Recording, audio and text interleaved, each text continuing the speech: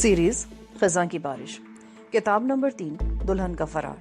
आवाज़ लुबाबा हैदर, पेशकश मीरे कारवां। नजमी जानती थी कि कमला क्या कहने वाली है। उसने छत पर लगे पंखे की तरफ नजरें उठाकर पूछा, मैं जानती हूँ तुम क्या कहना चाहती हो। तुम चिंता मत करो, तेरे पतिदेव को कुछ मालूम नहीं पड़ेगा। कमला तो नजमी के कदमों में लोटपोट हो गई। मैया, आप तो दिल का हाल जानती हैं। नजमी ने गहरी सांस खींचकर जय शेरावाली माता का एक हल्का सा नारा लगाया और कमला के सर पर हाथ रख दिया। बच्ची, रूप कुमार तेरे पिछले जन्म में भी तेरा खाविंद था, इस जन्म में भी उसे ही तेरा पतिदेव होना था, पर उससे एक पाप हो गया जिसके कारण तुम दोनों एक दूसरे से बिछड़ गए। लेकिन शेरावाली माँ के हुक्म से तुम एक बार फिर मिल जाओगे और उसके आगे एक दूसरे के साथ सारी जिंदगी गुजारोगे। नजमी ने कमला के दिल का हाल किताब की तरह खोलकर उसके सामने रख दिया था और शेरावाली माता के हवाले से उसे ये खुशखबरी भी सुना दी थी कि ना सिर्फ ये कि इस जन्म में वो वार्डन रूप कुमार की बहुत जल्द पत्नी बन जाएगी, बल्कि हर जन्म में उसकी पत्नी ही रहेगी। तुम्हारे घर में मुझे सिर्फ एक छोटी सी कोठरी चिल्ला करने के लिए चाहिए। तुम अपने पतिदेव से कह देना कि जोगन माता औलाद के लिए हमारे यहाँ चिल्ला करने आई है और उसे शेरावाली माता ने भेजा है। माता जी, ऐसा ही होगा। भाखड़ी जी तो शेरावाली माँ के पुजारी हैं। वो तो औलाद की खातिर वहां 2 बार यात्रा भी कराए हैं। ठीक है, हमें भी शेरावाली माँ ने बता दिया है, बाकी हम खुद तुम्हारे पति से बात करेंगे। माता, आप मेरे कमरे में बैठकर चिल्ला करें, वहां आपको कोई तकलीफ नहीं होगी। आपको जिस चीज की जरूरत होगी वो मैं हाजिर कर दूंगी। हमें अपना कमरा दिखाओ। कमला नजमी को अपने कमरे में ले गई। ये छोटा सा कमरा था लेकिन सामान से भरा पड़ा था। फर्श कालीन से ढका हुआ था, बाथरूम साथ ही था। नजमी सोफे पर बैठ गई। ये जगह हमारे चिल्ला के लिए ठीक रहेगी। माता जी, आप आराम करें, मैं आपके लिए चाय बनाकर लाती हूँ। कमला चली गई तो नजमी ने कमरे का जायजा लिया। उसकी अकबी दीवार में एक छोटी सी खिड़की भी थी। नजमी ने उठकर खिड़की खोली। पीछे छोटा सा बरामदा था जिसके आगे कोठी का अकबी लॉन था, जहाँ कोठी की दीवार आम और जामुन के दरख्तों में आधी छुप गई थी। उसके पीछे जेल की ऊंची दीवार थी। नजमी ने सोचा कि अगर ये कोठी जेल के अहाते से बाहर होती तो बादल को वहां से निकाल ले जाने में ज्यादा आसानी होती। अब नजमी को ज्यादा सोच विचार और चालाकी से काम लेना था। इसके लिए वो पूरी तरह तैयार होकर आई थी। नजमी ने उसी कमरे में अपना आसन जमा लिया। कमला खुद उसे चाय बनाकर देकर आई। उसने मिठाई की थाली नजमी के सामने बड़े अदब से रखते हुए कहा, माता जी, इसे स्वीकार करें, मैंने खुद बनाई है। नजमी को कमला की जुबानी इल्म हो गया था कि उसका जेलर खाविन दिन के 1 बजे खाना खाने कोठी पर आता है। उससे पहले पहले नजमी ने कमला के जरिए नौकरानी को बाहर भेजकर सिंदूर, जाफरान, हरमल, लोबान और गेंदे के फूल मंगवा लिए। अब वो सोफे के आगे कालीन पर आलती पालती मारे बैठी थी। कांसी की थाली में पूजा की सारी सामग्री रखी थी। लोबान सुलग रहा था। गेंदे के केसरी फूलों के बीच में नजमी ने कृष्ण भगवान के घर में पड़ी हुई कांसी की मूर्ति मंगवाकर रख दी थी। कमला के पति के आने का वक्त हो गया था। दीवार पर लगा हुआ क्लॉक 1 बजा रहा था। ड्राइंग रूम का दरवाजा खुलने की आवाज आई। कमला बोली, भाखड़ी जी आ गए हैं। नजमी ने दिल में कहा, तेरे भाखड़ी का ही मुझे इंतजार था। ऊपर से बोली, उसे धर ले आ, हम उसे आशीर्वाद देंगे। कमला तेजी से बाहर निकल गई। ड्राइंग रूम में एक ऊंचे कद का चौड़े शानों वाला आदमी कोट पतलून पहने हाथ में चमड़े का ब्रीफकेस लिए दाखिल हो चुका था। कमला की तरफ देखे बगैर उसने ब्रीफकेस सोफे पर फेंका और कोट उतारते हुए बोला, कमला, क्या पकाया आज? ये पंखा चला दो भाई, सितंबर जा रहा है और गर्मी है कि जाती नहीं। उसने अपने आप को धम से सोफे पर गिरा लिया। कमला ने छत वाला पंखा चला दिया। जेलर भाखड़ी ने फिजा में सूंघते हुए पूछा, आज कोई खास पूजा पाठ हो रही है? लोबान की खुशबू आ रही है। कमला अपने जज्बात को बड़ी मुश्किल से काबू में करते हुए अपने पति के करीब आकर बैठ गई। राज जी, हमारे घर में भगवान की अवतार आई हुई है। क्या मतलब? तब कमला ने उसे सब कुछ बता दिया कि एक बड़ी पहुंची हुई जोगन मैया उनके मकान पर पधारी हैं, जो शेरावाली माता की दासी हैं। शेरावाली माँ ने उसे हमारे घर खुशी की खबर देकर भेजा है कि बहुत जल्द हमारा एक लड़का पैदा होगा। भाखड़ी पढ़ा लिखा हिंदू था, मगर वो भी ज़ईफुल एतिक़ाद था और देवी देवताओं के नाम पर अपने आप उसका सर झुक जाता था। और फिर वो शेरावाली माँ का चेला भी था। उसे औलाद नरीना की शदीद ख्वाहिश भी थी और इस मुराद को लेकर वो 2 बार माता के मंदिर की यात्रा भी कर चुका था। लेकिन उसी के साथ साथ एक लम्हे के लिए उसके दिल में यह ख्याल भी आया कि कहीं ये कोई ढोंगी औरत ना हो जो औलाद का लालच देकर उनका माल बटोरने आ गई हो। मगर जब कमला ने जोगन माता के बारे में वाकयात बयान करके बताया कि वो दिल का सारा हाल जान लेती है तो भाकड़ी बोला, मुझे उसके चरणों में ले चलो। जेलर जब अपनी खूबसूरत बीवी कमला के साथ कमरे में दाखिल हुआ तो नजमी कालीन पर आसन जमाए आंखें बंद किए आराम से बैठी राम नाम का जाप कर रही थी। माला उसकी उंगलियों में फिर रही थी। कांसी की थाली में कृष्ण की मूर्ति के आगे लोबान सुलग रहा था। जेलर ने गौर से नजमी को देखा। गिरवे कपड़ों में बैठी ज्ञान ध्यान में मशगूल जोगनी उसे अजीब सी लगी। इतनी जवान जोगन भाकड़ी ने पहले कभी नहीं देखी थी, लेकिन उसके हिंदू मत ने उसके खून में ये बात डाली हुई थी कि कृष्ण भगवान और माता शेरावाली की अकीदत में जवान लड़कियां जोगने भी हो जाती हैं और देवदासियां बनकर अपनी जिंदगी मंदिरों के लिए वक्फ कर देती हैं। तब नजमी ने आंखें खोलकर गहरी नजरों से कमला के खाविंद राज भाकड़ी को देखा और अपना हाथ ऊपर उठा दिया। तेरे भाग जागने वाले हैं मलिक राज। माता शेरावाली की कृपा से इस घर में एक लड़का जन्म लेने वाला है जो बड़ा भाग्यवान साबित होगा। फिर नजमी ने थाली में से गेंदे का केसरी फूल उठाकर उसे कृष्ण की मूर्ति की आंखों से लगाया और जेलर की तरफ हाथ बढ़ाते हुए बोली, इस फूल को हमेशा अपनी जेब में रखना। तेरे सारे पाप कट गए हैं। शेरावाली माँ तुझ पर मेहरबान हो गई है। ये कैसे हो सकता था कि इन बातों का एक ऐसे हिंदू पर असर न होता जिसने पूजा के माहौल में आंखें खोली थी और जो खुद शेरावाली माता का पुजारी था। जेलर ने फौरन दोनों हाथ बढ़ाकर बड़ी अकीदत से गेंदे का फूल थाम लिया, उसे आंखों से लगाया, चूमा और अपनी जेब में रख लिया। माता, मैं शेरावाली मैया का दास हूँ और तेरा भी दास हूँ। मेरा एक पुत्र हो जाए तो मैं माता के मंदिर में सोने का पंजा चढ़ाऊंगा। नजमी ने उसके बाद ऐसी बातें की कि जेलर कुदरती तौर पर उसका गर्विदा हो गया। आखिर में नजमी बोली, हम माता के हुक्म से यहाँ चिल्ला करने आए हैं। हमें तुमसे किसी किस्म का लालच नहीं है। चिल्ला करके हम जैसे आए हैं वैसे ही चले जाएंगे। हमारे जाने के 9 माह बाद तुम सोने का पंजा चढ़ाने माता के मंदिर में आ जाना। जेलर ने नजमी के कदम छूकर कहा, माता, मैं जरूर आऊंगा। शेरावाली माता ने मुझ पर कृपा की है। मैं कितना भाग्यवान हूँ। उसकी आंखों में आंसू आ गए। नजमी यही चाहती थी। उसका ड्रामा अभी तक कामयाबी से आगे बढ़ रहा था। साथ ही साथ वो बेहद मोहतात भी थी। उसने कमला और भाकड़ी को हिदायत कर दी थी कि किसी को यह ना बताया जाए कि शेरावाली माँ की दासी उनके मकान पर चिल्ला कर रही है। कमला ने घर के नौकरों और नौकरानियों को सिर्फ इतना ही बताया कि ये जोगन अपनी मर्जी से उनके यहाँ कुछ रोज के लिए आकर ठहर गई है। नौकर नौकरानियों ने भी इस बात को कोई अहमियत नहीं दी, क्योंकि हिंदू सरमाएदारों और अमीर घरानों में जोगी जोगनें आती जाती ही रहती थी। नजमी सारा दिन कोठी के कमरे में गुजारती। वो अगरचे सख्त बोर हो रही थी, मगर बादल की खातिरों से हर किस्म की जिस्मानी और जहनी तकलीफ गवारा थी, क्योंकि बादल एक सच्चा, वफादार और नेक दिल दोस्त था और उसने भी नजमी के लिए बड़ी मुसीबतें झेली थी और अभी तक जेल में पुलिस का तशद्दुद बर्दाश्त कर रहा था। शाम का अंधेरा होने के बाद नजमी कमरे से निकलकर प्लॉट के दरख्तों में थोड़ी देर के लिए अकेली टहलती और साथ ही साथ जेल की दीवार का जायजा भी लेती रहती। किसी वक्त नजमी को एहसास होता कि जेल की इतनी ऊंची दीवार को पार करना मुमकिन नहीं है। दीवार के ऊपर चारों कोनों पर जो चेक पोस्टें बनी हुई थी, वहां से सर्चलाइट की रोशनी रात भर जेल की दीवारों को टटोलती रहती थी। बगैर कमंद के जेल की इतनी ऊंची दीवार पार नहीं की जा सकती थी। जेल में हिफाजती इंतजामात नहायत सख्त थे। लोहे का दरवाजा किसी किले के दरवाजे की मानंद था जो हमेशा बंद रहता था। सिर्फ उसकी छोटी खिड़की या बड़ा निस्पट किसी गाड़ी के आने जाने के लिए ही खुलता था। नजमी को जेलर के मकान में चिल्ला काटते 6 रोज गुजर गए थे। इस दौरान उसने कितने ही मंसूबों पर गौर फिक्र किया, मगर बादल को वहां से निकालने की कोई तरकीब उसके जहन में नहीं आ रही थी। इसी असना में नजमी ने यह अंदाजा भी लगाया था कि जेलर भाकड़ी दफ्तरी नज्म जब्त के मामले में इंतहाई सख्त आदमी था। जेलर एक दिन और एक रात के लिए जालंधर गया तो कमला ने रात को वार्डन रूप कुमार को अपनी कोठी पर बुलवा लिया। उसने नजमी को बता दिया था कि आज की रात मैं उसे बुला रही हूँ। नजमी ने उसे सख्ती से मुंतबा किया कि वो उसके बारे में रूप कुमार को कुछ न बताए, वरना सारा चिल्ला नष्ट होकर रह जाएगा। 7वें रोज नजमी के दिमाग में जैसे अपने आप एक तरकीब आ गई। ये तरकीब कोई मुकम्मल और खतरे से खाली नहीं थी, लेकिन फिर भी उसमें फरार का इम्कान मौजूद था। नजमी को लेडी कांस्टेबल कौशल्या का ख्याल भी लगा हुआ था। वो उसे 7 रोज तक जेलर की कोठी में चिल्ला करने का कहकर आई थी।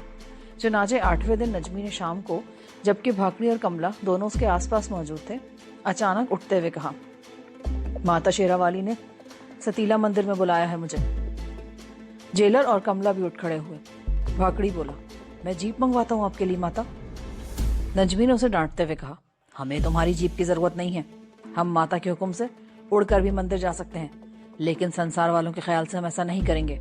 हम पैदल चलकर सतीला मंदिर के दर्शन को जा रहे हैं। और नजमी जेलर की कोठी से निकलकर गोलबाग के सामने वाले सतीला मंदिर की तरफ रवाना हो गई। वो जानबूझकर शाम के वक्त अंधेरे हो जाने के बाद निकली थी ताकि कोई उसे पहचान न ले। रेल का पुल उबूर करके वो मंदिर के अकबी मोहल्ले में आ गई। यहाँ गली में कौशल्या का मकान था। कौशल्या ने जोगन माता को देखा तो खुशी से निहाल हो गई।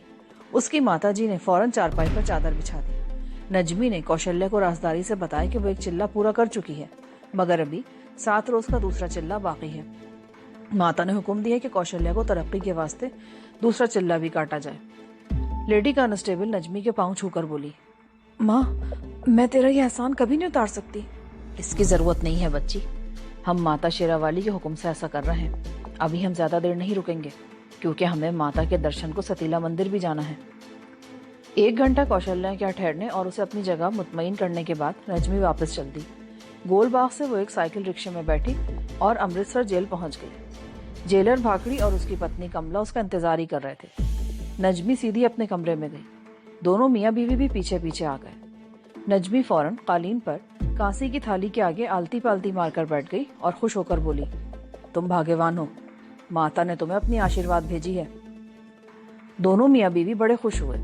अदब से नजमी के सामने एक तरफ हटकर बैठ गए। उन्होंने अपने हाथ बांध रखे थे और अकीदत से शराबोर चेहरों से नजमी को तक रहे थे। अचानक नजमी ने आंखें खोल दी, गजब आलूद निगाहें ऊपर छत पर डाली और फिर हाथ बुलंद करके बोली, माता ने खून मांगा है। एक पल के लिए जेलर और कमला दोनों कांप गए।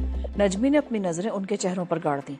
लेकिन खून तुम्हारा नहीं, बल्कि एक राक्षस का होगा जो इस वक्त एक कैदी की शक्ल में इसी जेल की 4 दीवारी में मौजूद है। माता ने मुझे उसका चेहरा दिखा दिया है। उसकी पीठ पर गर्दन के नीचे शेरावाली माता के एक शेर के पंजे का निशान है। ये नजमी के मंसूबे का आखिरी हिस्सा था और नजमी ने शब रोज के गौर फिक्र के बाद तैयार किया था। नजमी ने बादल की पीठ पर एक बार यह निशान देख लिया था।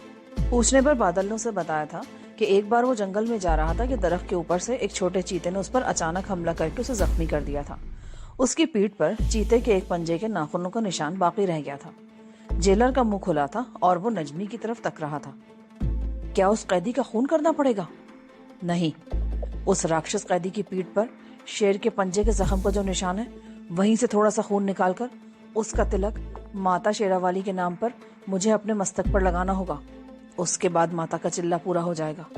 अगर उस राक्षस के खून का तिलक मैंने अपने माथे पर नहीं लगाया तो चिल्ला भंग हो जाएगा, माता नाराज हो जाएगी और तुम्हारे घर कभी औलाद नहीं होगी। जेलर जल्दी से बोला, नहीं नहीं जोगन माँ, मैं उस राक्षस को तुम्हारे सामने हाजिर कर दूंगा। क्या वो हमारी जेल में है?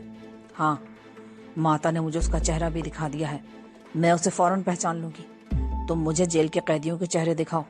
ये राक्षस उन्हीं कैदियों में मौजूद है। पिछले जन्म में राक्षस था और अगले जन्म में ये लोमड़ के रूप में आएगा।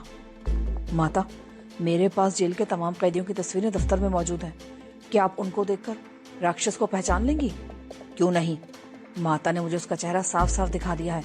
मैं उसे फौरन पहचान लूंगी। ये राक्षस तुम्हारी औलाद की राह में रुकावट बना हुआ है। जेलर उठ खड़ा हुआ, मैं भी कैदियों की तस्वीरों वाले रजिस्टर लाता हूँ माता जी। भाकड़ी कमरे से निकल गया तो नजमी ने कमला के पैर पकड़ लिए। मैया, कहीं इस भाकड़ी से तो मुझे औलाद नहीं होगी ना? मैं ऐसा नहीं चाहती माता, मैं तो रूप कुमार से ब्याह करना चाहती हूँ। कमला, तू क्यों परेशान होती है? ये सब कुछ तेरे और रूप कुमार के ब्याह के लिए तो हो रहा है। शेरावाली माँ ने भी थोड़ी देर पहले मुझे सतीला मंदिर में दर्शन दिए थे और कहा था कि कमला का रूप कुमार से ब्याह इस सूरत में हो सकता है कि जेल के अंदर जो राक्षस कैदी की शक्ल में मौजूद है, उसकी पीठ पर शेर के पंजे का जो निशान है, वहां से खून निकालकर मैं उसका तिलक लगाऊं। बच्ची, ये सब कुछ मैं तेरे लिए ही तो कर रही हूँ। भागड़ से तो तुम्हें कभी औलाद नहीं होगी। तेरी तो अगले साल रूप कुमार से शादी हो जाएगी। कमला बड़ी खुश हुई। उसने नजमी के पैरों को हाथ लगाकर कहा, शेरावाली माता की जय हो। जय हो। नजमी ने भी उसकी ताईद में नारा लगाया। नजमी ने आंखें बंद की और फिर खुद ही बोलने लगी, माँ शेरावाली, तेरी आज्ञा का पालन होगा। राक्षस के खून का तिलक मेरे माथे पर लगेगा और कमला का विवाह रूप कुमार से ही होगा, जो उसका जन्म जन्म का पति है। कमला की खुशी का कोई ठिकाना नहीं था। वो झूम झूम कर नजमी के पैर दबाने लगी। जेलर का दफ्तर वहीं जेल के अंदर ही था। अगरचे रात हो गई थी, मगर जेलर को अपने दफ्तर में से कोई फाइल उठाकर लाने से कौन रोक सकता था। थोड़ी देर बाद भाकड़ी वो रजिस्टर नुमा फाइल उठा लाया, जिसमें जेल के तमाम कैदियों की तस्वीरें लगी थी। नीचे उनके जराइम की तफसील और सजा की मुद्दत लिखी थी। भाकड़ी ने रजिस्टर नजमी के सामने रखते हुए कहा, माता, इसमें तमाम कैदियों की तस्वीरें लगी हैं। उस राक्षस को पहचान ले जिसके खून का तिलक लगाना है। नजमी ने हाथ पीछे करते हुए कहा, मुझे इसको हाथ लगाने की इजाजत नहीं है, तो खुद ही खोल कर दिखा। जेलर ने रजिस्टर के अवराक उलटने शुरू कर दिए। वो हर वर्क उलटकर 2 सेकंड के लिए तौक़ुफ़ करता और फिर नजमी के नफ़ी में सर हिलाने पर दूसरा वर्क उलट देता। नजमी को यकीन था कि अगर उस रजिस्टर में जेल के तमाम कैदियों की तस्वीरें लगी हैं तो बादल की तस्वीर भी जरूर होगी। रजिस्टर के वर्क उलटते चले गए, मगर बादल की तस्वीर नहीं आ रही थी। नजमी के दिल में तशवीश हुई, कहीं ऐसा तो नहीं कि बादल को यहाँ से किसी दूसरी जेल में तब्दील कर दिया गया हो। फिर क्या होगा? वो उसकी तलाश में यूं ही मारी मारी फिरेगी। रजिस्टर के वर्क उल्टे जा रहे थे। ज्यादातर सिर्फ कैदियों की तस्वीरें थी। नजमी का दिल एक तस्वीर पर अपने आप जोर से धड़क उठा। ये बादल की तस्वीर थी, बल्कि 2 तस्वीरें थी। एक साइड पोस्ट था और एक सामने का। उस तस्वीर को देखते ही नजमी ने हाथ बुलंद करके कहा, यही है वो राक्षस जिसकी शक्ल मुझे माता ने सतीला मंदिर में दिखाई थी। माता, ये तो एक कातिल डाकू और पाकिस्तानी जासूस। तुम्हें नहीं मालूम कि ये कौन है? ये पिछले जन्म में राक्षस था, इस जन्म में कातिल है और अगले जन्म में खूंखार लोमड़ होगा। बस शेरा वाली माता को इसी के खून की जरूरत है। अभी जाकर देखो, इसकी पीठ पर गर्दन से नीचे शेर के पंजे का निशान होगा। अभी जाओ। जो आज्ञा माता। ये कहकर भाकड़ी वहां से रवाना हो गया। दफ्तर जाकर उसने रजिस्टर को अलमारी में उसकी जगह पर रखा और नायब वार्डन की जो ड्यूटी पर था उसको बुलाकर कहा, सेल नंबर 15 की चाबियां लेकर मेरे साथ आओ। जेलर को मालूम था कि जिस राक्षस की तस्वीर जोगन माता ने पहचानी है वो खतरनाक डाकू बादल है, जिस पर पाकिस्तानी जासूस होने का भी इल्जाम है। उस वक्त भाकड़ी पर शेरा वाली माता का भरपूर असर था। उसे यह भी यकीन था कि शेरा वाली माता अंतर्यामी है और उसके कहने के मुताबिक बादल की पीठ पर शेर के पंजे का निशान जरूर होगा। सेल नंबर 15 जेल के दूसरे ब्लॉक के तहखाने में था। रात के वक्त जेलर को आता देखकर जमादार और पहरेदार चौकस हो गए। वो यही समझे कि जेलर साहब अचानक राउंड पर आए हैं। बादल सेल नंबर 15 में फटे पुराने बोरिये पर पड़ा था। उसकी दाढ़ी बढ़ी हुई थी। पुलिस तशद्दुद की वजह से आंखों में हल्के पड़ गए थे। वो दीवार की तरफ मुंह किए सोने की कोशिश कर रहा था और साथ ही साथ सोच रहा था कि क्या कभी वो जेल की 4 दीवारी से फरार हो सकेगा। छत के साथ बिजली का बल्ब रोशन था। उसे कदमों की चाप सुनाई दी। उसने देखने की जरूरत महसूस नहीं की।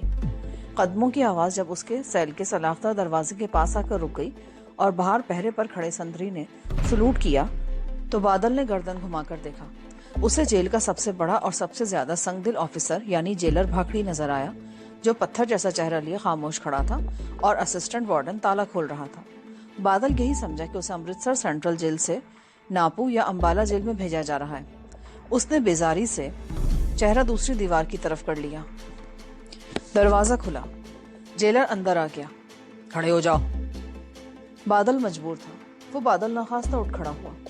जेलर साहब, आप एक ही बार मेरा काम तमाम क्यों नहीं कर देते? कमीज उतारो। जेलर ने बादल को अंग्रेजी में गाली देते हुए कहा। बादल की कुछ समझ में नहीं आया। वो एक लम्हे के लिए चुप सा हो गया कि आखिर उसकी कमीज किस लिए उतरवाई जा रही है। सुना नहीं? जेलर ने उसे थप्पड़ मारा। कमीज उतारो। बादल को तैश तो बहुत आया, पर वो बेबस था। असिस्टेंट वार्डन ने जबरदस्ती बादल की कमीज उतार दी। दीवार की तरफ मुंह कर दो। बादल ने दिल ही दिल में जेलर को 6-7 गालियां दी और दीवार की तरफ मुंह कर लिया। छत से लगे बल्ब की रोशनी में जेलर ने बादल की पीठ को देखा तो दंग रह गया। उसके मुंह से बेख्तियार निकल गया, जय माता शेरा वाली थी, क्योंकि बादल की पीठ पर गर्दन से जरा नीचे शेर के पंजे का निशान साफ नजर आ रहा था। वो कुछ कहे बगैर कोठरी से बाहर निकल गया और तेज तेज कदमों से अपनी कोठी की तरफ चलने लगा। उसके दिल में शेरा वाली माता के साथ साथ घर आई हुई जोगन की कदरों मंजिलत दोबाला हो गई थी। उसका दिल दोनों की अकीदत में शराबोर था। ये जोगन माता सच्ची है, शेरा वाली माता सच्ची है। जोगन ने बादल को कभी नहीं देखा था। उसे कैसे इल्म हो सकता है कि उस कैदी की पीठ पर शेर के पंजे का निशान है? ये करामत शेरा वाली माता की ही है। जब वो घर आया तो उसका चेहरा खुशी से दमक रहा था। नजमी को मालूम था कि वो क्या देख कर आया है। कमला नजमी के चरणों में बैठी थी। नजमी जानबूझकर चुप रही। कमला ने बेताबी से पूछा, क्या राक्षस की पीठ पर? जेलर नजमी के पैरों पर गिर गया। माता तेरी जय हो, शेरा वाली माता की जय हो।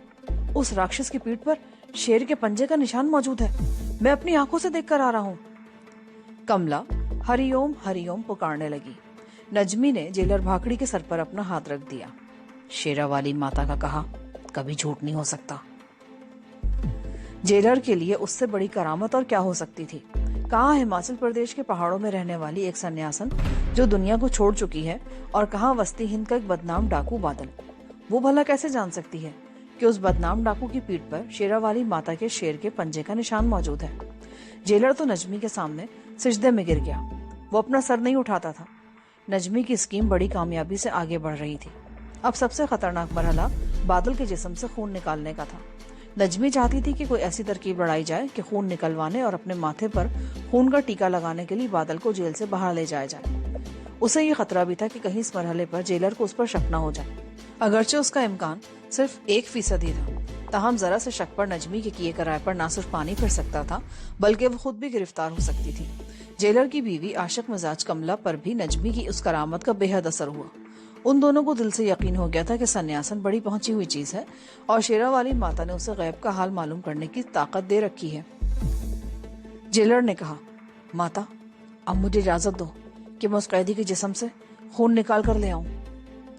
भला नजमी इस बात की इजाजत कैसे दे सकती थी? उसे बादल का खून नहीं बल्कि खुद बादल चाहिए था। नजमी कुछ देर तक मुंह ही मुंह में कुछ बड़बड़ाती रही, फिर बोली, इसके लिए मुझे माता से इजाजत लेनी होगी। कल सुबह सवेरे मैं शेरा वाली माँ के दर्शन करने सतीला मंदिर जाऊंगी, फिर जो वो हुक्म देगी वैसा ही होगा। लेकिन एक बात तुम दोनों ध्यान से सुन लो, इस बात का जिक्र अगर तुम में से किसी ने भी किसी दूसरे शख्स से किया तो ना सिर्फ ये कि तुम लोग औलाद से महरूम हो जाओगे, बल्कि तुम पर माता का अजाब नाजिल होगा। दोनों हाथ बांधकर बोले, माता हम भूल कर भी ऐसा कुछ नहीं कर सकते। ठीक है, अब जाकर सो जाओ, हमारे ध्यान ज्ञान का वक्त हो रहा है। जब दोनों लोग नजमी के पांव छूकर चले गए तो नजमी ने अपने मंसूबे को आखिरी शक्ल देना शुरू की। सबसे बड़ा मसला उसके सामने यही था कि वो बादल को जेल की चारदीवारी से बाहर कैसे निकाले और कहाँ ले जाए। नजमी को वहम था कि जेलर उसका कितना ही अकीदतमंद क्यों ना हो, शायद वो इतने अहम मुजरिम को जिस पर पाकिस्तानी जासूस होने का इल्जाम है जेल की चारदीवारी से बाहर ले जाने की इजाजत नहीं देगा। लेकिन बादल को जेल से ले जाना भी जरूरी था। जेल के अंदर रहकर नजमी अपने मकसद में कामयाब नहीं हो सकती थी। काफी सोच विचार करने के बाद आखिर एक ही रास्ता उसकी समझ में आया। उसी पर इत्तेफा करके वो सो गई। सुबह मुंह अंधेरे वो हस्बे आदत बेदार हो गई। उसने उठकर गुस्ल किया, माथे पर तिलक लगाया और कमरे से बाहर आ गई। हिंदू लोग सुबह सुबह जल्दी उठने के आदी हैं। उनकी औरतें तो मुंह अंधेरे उठकर पूजा पाठ और घर के कामकाज में लग जाती हैं। कमला और जेलर भाकड़ी भी उठ बैठे थे। भाकड़ी ड्राइंग रूम में बैठा चाय पी रहा था। नजमी को आते देखकर उसने जल्दी से उठकर प्रणाम किया। माता, मैं आपको मंदिर छोड़ आता हूँ। नजमी खुद भी यही चाहती थी कि वो गाड़ी में बैठकर जाए। उसने इस बात में सर हिला दिया। जेलर ने फौरन अपनी छोटी सी गाड़ी निकाली और नजमी को बिठाकर जेल के अहाते से निकलकर मंदिर की तरफ चल दिया। रास्ते में नजमी ने उससे कोई बात नहीं की। एक बार जेलर ने कुछ कहने की कोशिश भी की, लेकिन नजमी ने हाथ के इशारे से उसे बात करने से मना कर दिया। वो उसे ये तासुर देना चाहती थी कि वो वेदों के श्लोक का विर्त कर रही है। सतीला मंदिर में सुबह के वक्त काफी रौनक थी। जेलर ने गाड़ी बाहर ही एक तरफ खड़ी कर दी। अभी वहां पुलिस के सिपाही वगैरह नहीं पहुंचे थे। नजमी ने जेलर से कहा कि वो गाड़ी में उसका इंतजार करे। जेलर बोला, माता मैं भी मंदिर में मत्था टेका हूं। नजमी ने सख्ती से उसे मना किया।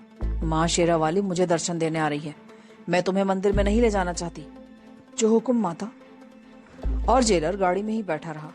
नजमी जोगन के भेस में मंदिर में घंटी बजाने के बाद अंदर चली गई। वो तालाब के ऊपर बने हुए रास्ते पर से गुजरकर मंदिर के सबसे बड़े कमरे में आ गई। उसने राम और सीता की मूर्तियों को हाथ बांधकर प्रणाम किया और दिल में बोली, मैं जानती हूँ तुम सिर्फ मिट्टी के बुत हो और कुछ नहीं। उसने कभी उन मूर्तियों के आगे माथा नहीं टेका था। बाहर आकर उसने मंदिर के चौकोर कमरे का तवाफ किया और फिर एक तरफ खंबे के पास बैठकर गौर फिक्र करने लगी। वो अपने मंसूबे को आखिरी शक्ल दे रही थी। वैसे भी वो कुछ वक्त वहां लगाना चाहती थी। 15 मिनट बाद नजमी वहां से उठी और वापस चल पड़ी। जब वो मंदिर की बड़ी डेवड़ी में से बाहर निकल रही थी तो इत्तेफाक से अमृतसर दरबार साहब थाने का SHO थानेदार आत्माराम भी पूजा करने मंदिर आया हुआ था। उस वक्त वो मंदिर में दाखिल हो रहा था। अचानक उसकी नजर नजमी पर पड़ गई। वो ठिठक सा गया। उसे यूं लगा जैसे उसने इस जोगन को पहले भी कहीं देखा है, मगर उसे याद नहीं आ रहा। अगर नजमी के सर पर लंबे बाल होते और कमर में कृपान लटक रही होती तो आत्माराम उसे फौरन पहचान लेता। नजमी ने उसको नहीं देखा था। आत्माराम पहले तो अपनी जगह पर खड़ा रहा। जब उसने जोगन यानी नजमी को मंदिर के अहाते में खड़ी एक कार की तरफ बढ़ते देखा तो वो बड़ा हैरान हुआ कि ये जोगन कार में किसके साथ जा रही है। उसकी शक्ल सूरत पर उसे कुछ शुबा तो पहले ही हो गया था। चुनाचे अपनी जगह से हटकर कार की तरफ आया। नजमी कार में बैठ चुकी थी और जेलर भाकड़ी कार को स्टार्ट करने के बाद उसे अहाते से बाहर निकाल रहा था। थानेदार आत्माराम की नजर जब उस पर पड़ी तो उसने जेलर को फौरन पहचान लिया। वो दिल में सोचने लगा कि ये पढ़ा लिखा शख्स भी जोगी जोगनों के बारे में किस कदर वहमी है। उसके ख्याल में भाकड़ी साहब ने उस जोगन को खैरो बरकत के लिए अपने घर में मेहमान बना रखा होगा। पर मैंने इस औरत को पहले कहाँ देखा है? थानेदार आत्माराम यही सोचता हुआ मंदिर में दाखिल हो गया। अभी तक उसके जहन में नजमी की शक्ल वाजे होकर सामने नहीं आई थी। दूसरी तरफ नजमी जोगन के भेस में जेलर की गाड़ी में बैठी थी और गाड़ी सेंट्रल जेल की तरफ दौड़ी जा रही थी। जेलर को इतनी जरूरत नहीं थी कि वो नजमी से ये पूछे कि माता के दर्शन हुए तो माता ने उसे क्या हुक्म दिया है। नजमी भी खामोश थी। वो तो ज्यादा बातें करना भी नहीं चाहती थी। जेलर की कार को आते देखकर दरबार ने फौरन जेल के बड़े दरवाजे के पट खोल दिया। कोठी में भी कमला नजमी का इंतजार कर रही थी। उसने मेज पर नाश्ता लगा दिया। नजमी ने किसी से कोई बात नहीं की और अपने कमरे में आकर खामोशी से कालीन पर आलती पालती मारकर बैठ गई। थोड़ी देर बाद जेलर और उसकी बीवी कमला दबे दबे कदम उठाते अंदर एक तरफ आकर अदब से बैठ गए। नजमी ने कनखियों से उन्हें अंदर आते देख लिया था। उसने आंखें बंद की और मुंह में बड़बड़ाने लगी। कुछ वक्त इसी तरह गुजर गया। तब नजमी ने आंखें खोलकर उन दोनों पर एक निगाह डाली और बोली, माता तुमसे बहुत खुश है। माता ने सतीला मंदिर में मुझे दर्शन देकर बताया है कि उस राक्षस कैदी का खून निकालकर मुझे किस जगह उसके खून का तिलक लगाना होगा। लेकिन सबसे पहले जरूरी है कि उस राक्षस कैदी को मेरे सामने हाजिर करो। मैं उसे माता शेरावाली का खास मंत्र पानी पर फूंक कर पिलाऊंगी। ये बहुत जरूरी है। जो हुक्म माता, मैं अभी उस राक्षस को आपके चरणों में हाजिर किए देता हूँ। ये कहकर जेलर उठा और उल्टे कदमों कमरे से निकल गया। कमला ने अपने पति के जाते ही नजमी के पांव पकड़ लिए। माता ने मेरे बारे में कुछ कहा? नजमी ने जल्दी से अपना पांव खींचा और करख्त आवाज में बोली, तुम कौन होती हो शेरावाली माता की बातें पूछने वाली? कमला हाथ बांधकर चुप हो गई। नजमी के लिए उस औरत को काबू में रखना भी जरूरी था। उसने दूसरे ही लम्हे अपनी आवाज में नरमी पैदा करते हुए कहा, कमला तू घबराती क्यों है? शेरावाली माता ने मुझे बता दिया है कि कमला का ब्याह रूप कुमार से ही होगा और उसी के लड़के की माँ बनेगी वो, और लाखों में खेलेगी। कमला अपनी जगह पर खुशी से निहाल हो गई। नजमी के पांव छूने के बाद चाय और मिठाई लाने के लिए रसोई की तरफ चल दी। नजमी को अब बादल का बेताबी से इंतजार था। क्या वो उसे उस हुलिये में पहचान लेगा? कहीं पहचान लेने के बाद अचानक जज्बाती रद्द-ए-अमल का इजहार तो नहीं करेगा? अगर वो नजमी को देखते ही जज्बाती हो गया या उसके चेहरे पर हैरानी के तासुरात आ गए तो कहीं जेलर भाकड़ी को शक न हो जाए। पर नहीं, बादल बड़ा तजुर्बेकार है। वो नजमी को जोगन के रूप में पहचान लेने के बाद भी किसी किस्म के तासुर का इजहार नहीं करेगा और फौरन समझ जाएगा कि नजमी उसे जेल से निकालने के लिए स्वांग रचा रही है। दूसरी तरफ भाकड़ी सेल नंबर 15 में पहुंच चुका था। 2 सिपाही उसके साथ थे। जेलर ने सिपाहियों को यही बताया था कि कैदी के कुछ खुसूसी फिंगरप्रिंट्स वगैरह लेने हैं। उसने बादल को हथकड़ी लगवाई और अपने साथ कोठी की तरफ ले चला।